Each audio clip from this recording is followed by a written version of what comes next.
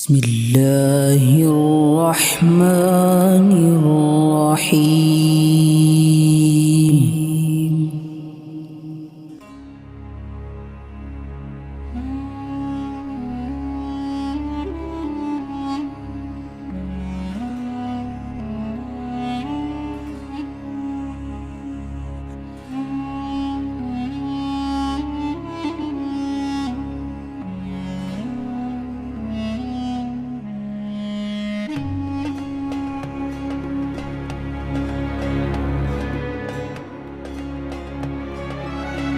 السلام علیکم ورحمۃ اللہ وبرکاتہ۔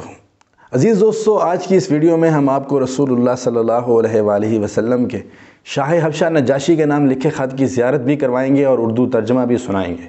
اس کے علاوہ نجاشی کے جوابی خط کا متن بھی آپ کے گوش گزار کریں گے۔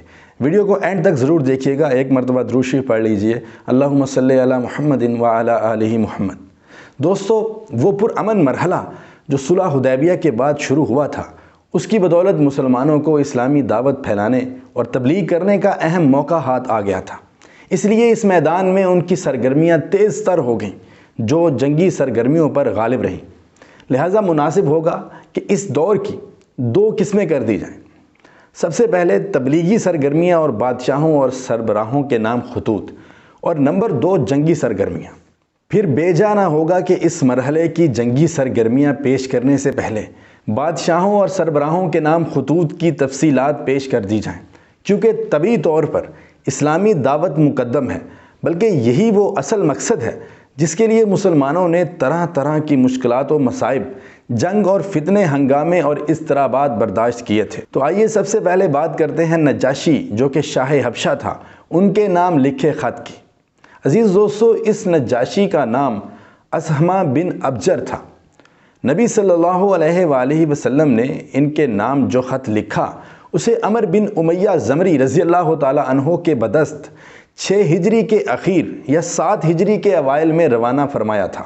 ڈاکٹر حمید اللہ صاحب نے اس خط کی عبارت درج فرمائی ہے جو ماضی قریب میں دستیاب ہوا ہے، اور صرف ایک لفظ کے اختلاف کے ساتھ یہی خط علامہ ابن قیم کی کتاب زاد المیعاد میں بھی موجود ہے۔ ڈاکٹر حمید اللہ صاحب نے اس خط کی عبارت کی تحقیق میں بڑی ارک ریزی سے کام لیا ہے، دور جدید کے اکتشافات سے بہت کچھ استفادہ کیا ہے، اور اس خط کا فوٹو کتاب کے اندر ثبت فرمایا ہے۔ اس کی زیارت بھی کر لیجئے، اور اس خط کا اردو ترجمہ پیش خدمت ہے۔ بسم اللہ الرحمن الرحیم۔ محمد رسول اللہ صلی اللہ علیہ وآلہ وسلم کی جانب سے نجاشی عظیم حبشہ کے نام، اس شخص پر سلام جو ہدایت کی پیروی کرے۔ اما بعد، میں تمہاری طرف اللہ کی حمد کرتا ہوں جس کے سوا کوئی معبود نہیں، جو قدوس اور سلام ہے، امن دینے والا، محافظ و نگران ہے۔ اور میں شہادت دیتا ہوں کہ عیسیٰ ابن مریم اللہ کی روح اور اس کا کلمہ ہے۔ اللہ نے انہیں پاکیزہ اور پاک دامن مریم بتول کی طرف ڈال دیا، اور اس کی روح اور پھونک سے مریم عیسیٰ کے لیے حاملہ ہوئیں، جیسے اللہ نے آدم کو اپنے ہاتھ سے پیدا کیا۔ میں اللہ وحدہ لا شریک لہو کی جانب اور اس کی اطاعت پر ایک دوسرے کی مدد کی جانب دعوت دیتا ہوں، اور اس بات کی طرف بلاتا ہوں کہ تم میری پیروی کرو اور جو کچھ میرے پاس آیا ہے اس پر ایمان لاؤ، کیونکہ میں اللہ کا رسول ہوں، اور میں تمہیں اور تمہارے لشکر کو اللہ عز و جل کی طرف بلاتا ہوں، اور میں نے تبلیغ و نصیحت کر دی، لہٰذا میری نصیحت قبول کرو، اور اس شخص پر سلام جو ہدایت کی پیروی کرے۔ عزیز دوستو، ڈاکٹر حمید اللہ صاحب نے بڑی یقینی انداز میں کہا ہے کہ یہی وہ خط ہے جسے رسول اللہ صلی اللہ علیہ وآلہ وسلم نے حدیبیہ کے بعد نجاشی کے پاس روانہ فرمایا تھا۔ بہرحال جب عمر بن امیہ زمری رضی اللہ تعالیٰ عنہ نے نبی کریم صلی اللہ علیہ وآلہ وسلم کا یہ مبارک خط نجاشی کے حوالے کیا تو نجاشی نے اسے لے کر آنکھ پر رکھا اور تخت سے زمین پر اتر آیا، اور حضرت جعفر بن ابی طالب رضی اللہ تعالیٰ عنہ کے ہاتھ پر اسلام قبول کر لیا، اور نبی کریم صلی اللہ علیہ وآلہ وسلم کے پاس اس بارے میں خط لکھا جس کا کہ اردو ترجمہ یہ ہے۔ بسم اللہ الرحمن الرحیم۔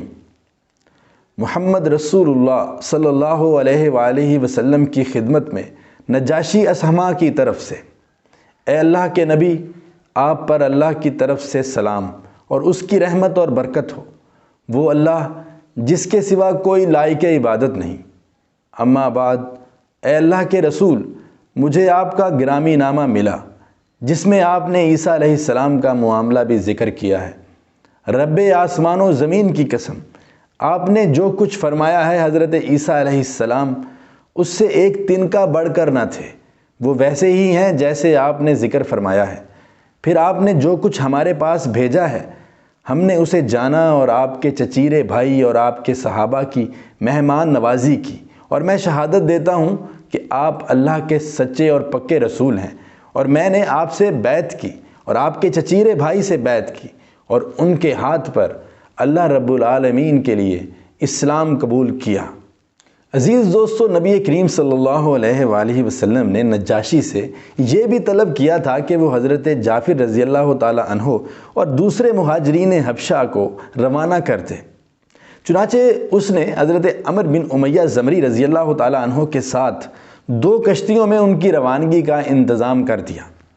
ایک کشتی کے سوار جس میں حضرت جعفر اور حضرت ابو موسیٰ اشعری اور کچھ دوسرے صحابہ کرام رضی اللہ تعالی عنہم تھے، براہ راست خیبر پہنچ کر خدمت نبوی صلی اللہ علیہ وآلہ وسلم میں حاضر ہوئے، اور دوسری کشتی کے سوار جن میں زیادہ تر بال بچے تھے سیدھے مدینہ آن پہنچے۔